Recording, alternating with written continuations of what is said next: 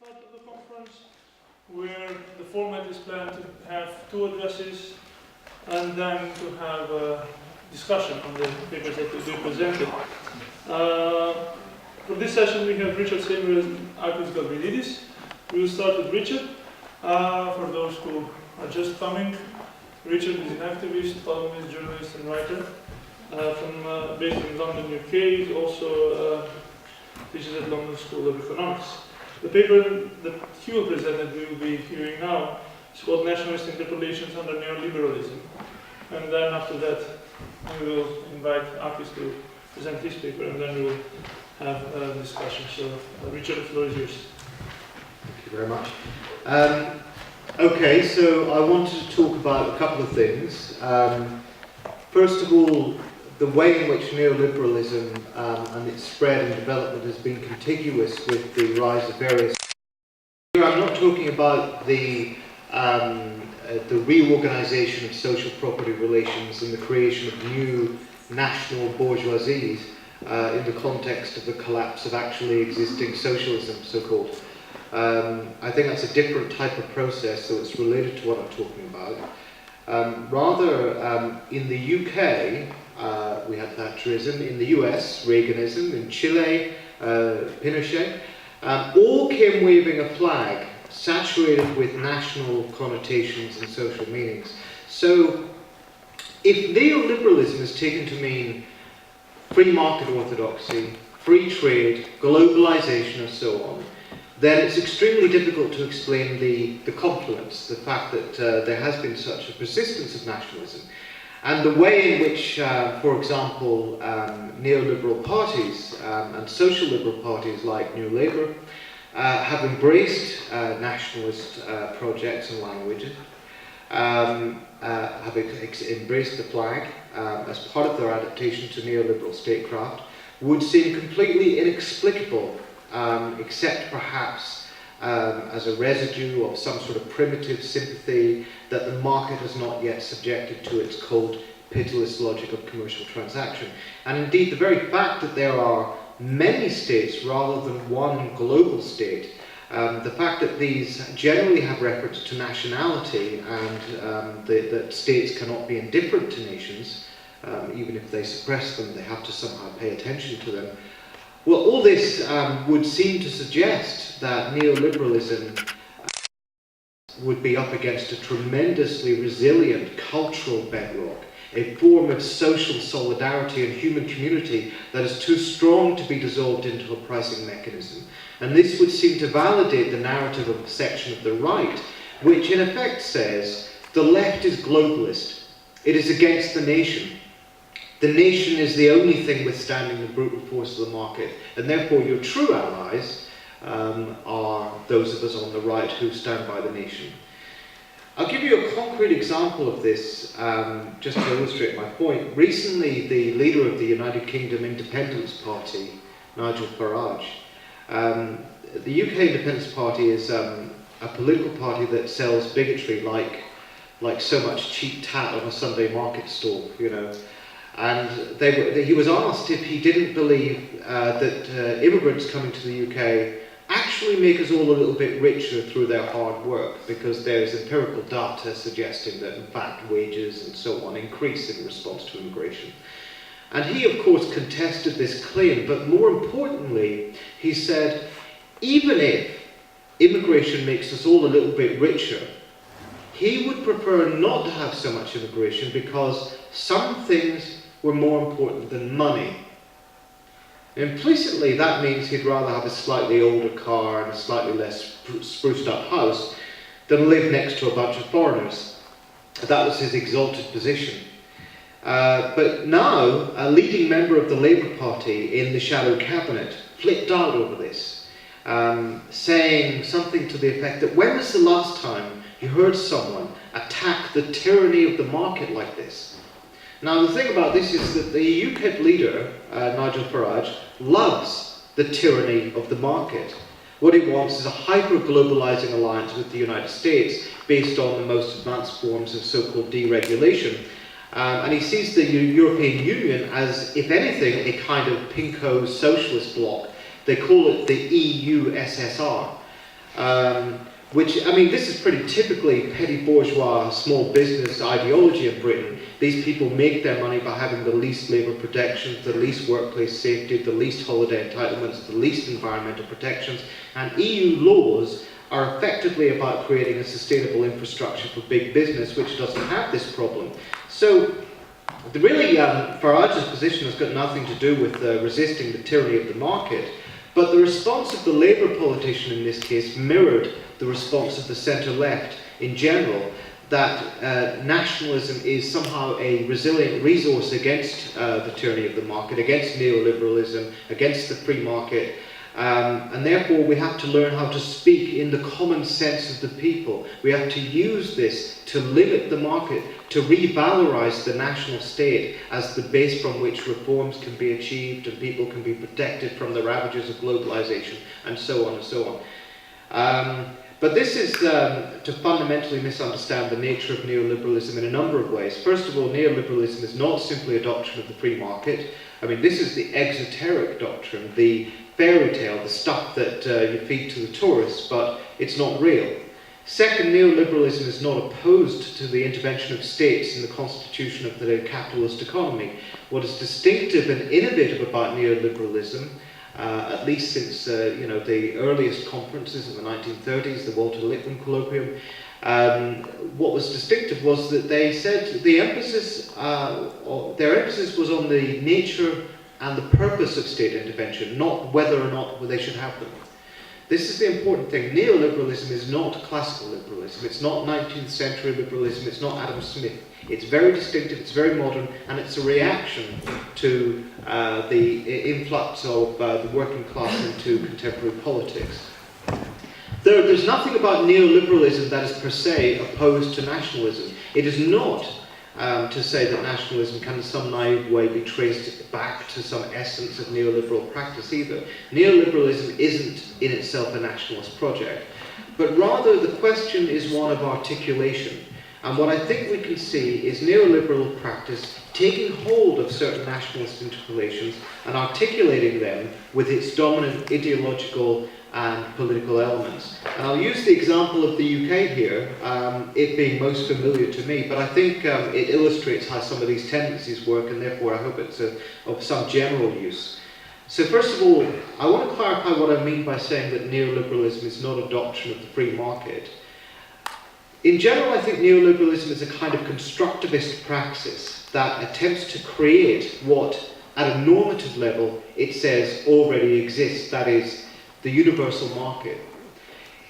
The social theory of neoliberalism says all the world is a market and all the actors on it are but assemblages of capital. You and I are basically, if we look at ourselves, our brains, our bodies, whatever, these are just so many types of capital which we can put to use in producing an income stream or some form of utility.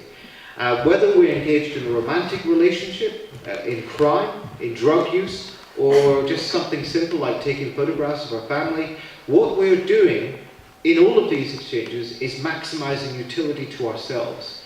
That is the neoliberal theory. And if we're not generating an income stream, it's something else of value, some other form of utility. And this and nothing else is the basis of our human interactions. So the market, according to this neoliberal ideology, is simply the most efficient way of organizing this human behavior in a productive way. It allows us to be ourselves, to pursue our self-interest, to maximize our utility, and in the end, it all works out. It all works out for the best. And this is where we come to the second point, because the market cannot simply be free, because despite the exoteric doctrine that I've just spelled out, at a certain level, neoliberals know perfectly well, they're historically literate enough to know, that people don't necessarily conform to this model of human nature. They are themselves the product of this fact. They have recognized it in their praxis. They've come out of the experience of the upsurge of working class movements in since the late 19th century, and in particular response to the Russian Revolution and its products. And they've said that Homo economicus is a myth. Human beings aren't necessarily like this. We have to make them like this. And so they also decided that the economy does not exist in splendid isolation from culture, from the law, from politics, and so on. So there is no economy, there is no market that isn't constituted by the law and that isn't constituted by the state. And neoliberals made a decisive break in this respect. They said the role of the state is to embed the law of the market. It is, as Hayek wrote, the character rather than the volume of government activity that is important. So we have, instead of the idea of no state or a limited state, a night watchman state, we have the idea of the entrepreneurial state. It is one in which the activity of government is not only increasingly organized on the basis of models designed to imitate market mechanisms, competition, price capping, and so on. In practice, this never turns out to be cheaper. But in which the government's role also is increasingly to introduce certain forms of governmentality, certain types of rationality into people's day-to-day lives, in which the value of everything we do has to be judged relative to the cost-price mechanism or some form of simulated equivalent. So famously, the official doctrine of neoliberalism is that the market is a spontaneous order, it's a super efficient processor of information, it's a product of human action but not of human design, and it makes possible a peaceful reconciliation of divergent purposes. In reality, neoliberals have always favored the most hierarchical, the most clandestine, the most Russian doll-style forms of political organization, networks of think tanks, lobbies, business groups, academic interests, direct links to the state, in order to achieve this type of all-pervasive market. And ultimately, they favored, if it comes down to it, the most authoritarian state forms, including, of course, in Chile, but more precisely how neoliberalism can take hold of nationalist interpellations. And indeed why neoliberals feel compelled to operate in this terrain. And I think we have to see nationalism as an historically contingent political articulation. There's no reason why we have to be dealing with nations at this point in our history. I mean, certainly in a general sense, you can invoke the law of uneven development, the social division of labour, the spatial organisation of capitalism, all of these factors to explain the system of many states, sovereign states. But nationalism as such is a political project, and there is no reason why political projects have to be successful or why they have to be perpetuated. You can invoke, if you like, a functionalist type of explanation whereby nations are said to provide stable political units within which clusters of accumulation can take place. And indeed there is evidence that production is indeed clumpy in this way. But the fact is that this doesn't mean that nations are the only form of political unity in which you can have shared currencies and language and so on, in which clusters of production can take place. And it doesn't mean that all nationalisms are convenient from the point of view of capitalist production, or even that there can be a simple univocal view of what is convenient to capital. Nonetheless, nations exist, they are social facts. They may be fictitious in one sense, but they, in the sense of being imagined communities, but they exist, they're there, they're symbolic facts. And if you are engaged in a hegemonic project, you have to take account of what's there. And nationalist language provides us with means of speaking, as I suggested earlier, to polyglot social layers, to diverse constituencies, ways of indirectly mentioning their material conditions of existence, of tapping into their diverse structures of feeling, while appearing to speak in a very general, exalted, glittering generality way about values and so on. And it's neoliberalism as a hegemonic project, as one that seeks to gain consent and not just to govern, and not just to produce forms of governmentality, in other words, not just to force bodies into particular machines, but rather to insinuate itself into the spaces of popular culture and ideology. That's the capacity in which neoliberalism finds nationalism most convivial. So I turn to the example that I mentioned earlier, the United Kingdom, and I want to outline roughly the way in which neoliberalism was able to take hold of nationalist interpellations and to reconfigure them. And the vanishing mediator here was a man called Enoch Powell. Enoch Powell was a lower middle class chap from Birmingham who'd served in the army in the colonies, not very efficiently. He once nearly cut himself opening a tin of sausages, but essentially, you know, I mean, he was a well-meaning sort of colonial soldier, and he fancied himself as something of a poet. He wasn't a very good poet, but he was a racist. He was very good at being a racist, and you know, everybody has to have a hobby. He was good at. He discovered in the late 1960s that there was a way of reaching out to the working class, which conservatives hadn't learned how to do before, with right-wing ideology, with ideology that favoured the market, that favoured complete freedom for capitalism, that wasn't wedded to social democracy, but which could appeal to working class people. And that involved deploying the logic and the language of race and nationality. And the way in which this has to be understood is that the nation formed a quilting point, I think, which could link together diverse types of concern. So, for example, as the 1960s wore on, you had a growing problem with, for various governments, of strikes and militancy. You had the growing breakdown of authority, crime, political disobedience, protests, and so on. You had the growth of forms of racial politics based around, well, some of it was based around cultural anxiety, some of it was based around workplace competition. Quite often it was articulated with a law and order agenda, and indeed in the 1970s the Conservatives really learned how to make that link. But it managed to effectively to say, your experience of decline, of loss, you know, is linked to the fact that somehow we've lost the empire, we've lost Britain's global omnipotence, we've lost our sense of cultural unity, we have lost the discipline that made Britain work hard. We all worked hard together.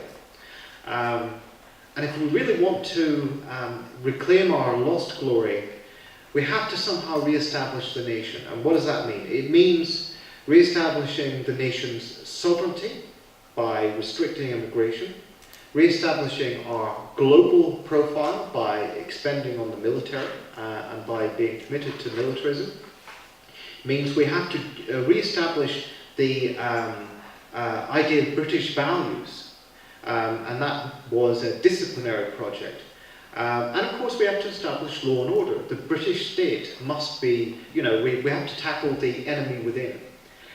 So this was, this provided a way in which they could articulate, in fact, a seemingly anti-statist agenda.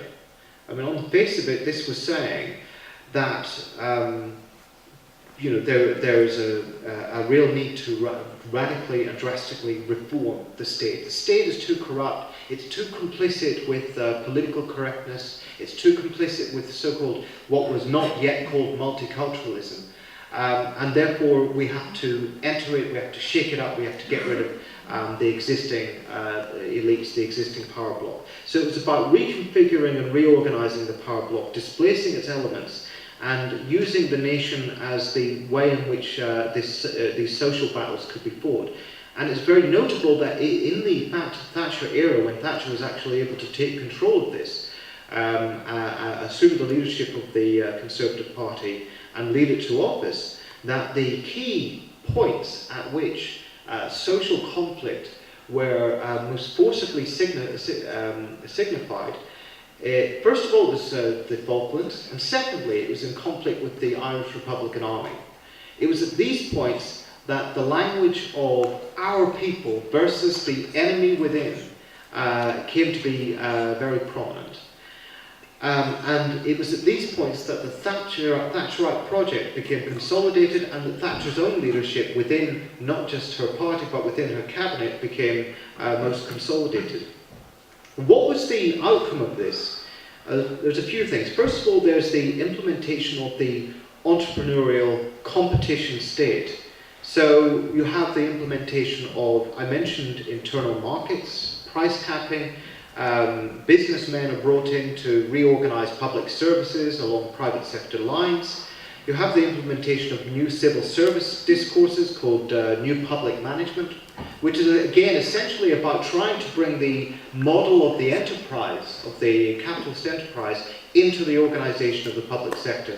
Previously, you should know, the public sector in Britain was modeled on the lessons of empire. The British civil service was basically forged in the experience of running India. And Britain is not unique in that respect, but it was that kind of paternalistic way of organising the public sector that was displaced. And you can see, again, the populist element of this market ideology. The market as a zone, almost a democratic zone in which everybody can participate against this sort of paternalistic, controlling way of doing everything.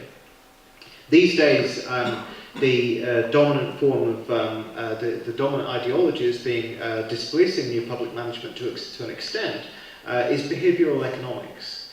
And this is a kind of soft paternalism that's being introduced. The ideological discourse that emerged from this, the kind of nationalism that was contiguous with this, was the, of course, the entrepreneurial nation. You know, it's the idea that we all have to pull together. The other countries are always beating us. You know, the Indians will work for next to nothing. And if you don't pull your socks up and become more productive and work for less money, you're going to lose out to them. We have to get rid of the red tape and the uncompetitive practices. We have to, I mean, this leads incidentally to a double discourse on immigration. I don't know if you have a similar thing here, but we have this where either they are taking our jobs, in which case it's a kind of zero-sum competition, you know, it's our workers versus theirs, or they're doing the work that our lazy white workers will not do. And the implication is that unemployment is voluntary. You know, people choose to be unemployed because they have certain, you know, this is their form of utility. The latter is ironically considered the progressive response. It is the response of most centre-left people to anti-immigrant racism. But it is actually neoliberal in spirit, and actually it is invested in a different kind of nationalism. Because this is where we get to the success of neoliberalism as a hegemonic project. Its major success, of course, won through political struggles, through social struggles, through the defeat of organised labour movements, of organised social movements, was to effectively colonise the main forms of opposition, the social democratic parties. And the social democratic response was two things. First of all, they claimed to be re-articulating a language of the state. We have to save the state. We'll save the welfare state from the right. But in order to save the welfare state, in order to save the public sector, we have to reorganise it and make it more efficient. Now, in fact, what they were doing was exactly what the Thatcherites, what the neoliberals had been doing before.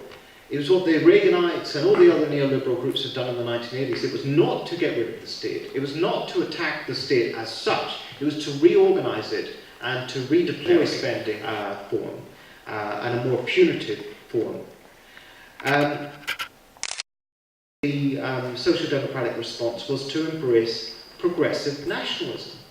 And progressive nationalism for them was a number of things. First of all, it said, we understand that globalization is inevitable, but we also understand that globalization brings risks, and it's incredibly damaging to people, and it hurts them in various ways. And so we will embrace the nation as a means to not just of protecting people against the worst excesses of the market, but as a form of cultural resilience against the constant change, the risk, the insecurity, and so on. The nation will form the the bedrock on which ordinary people can be protected.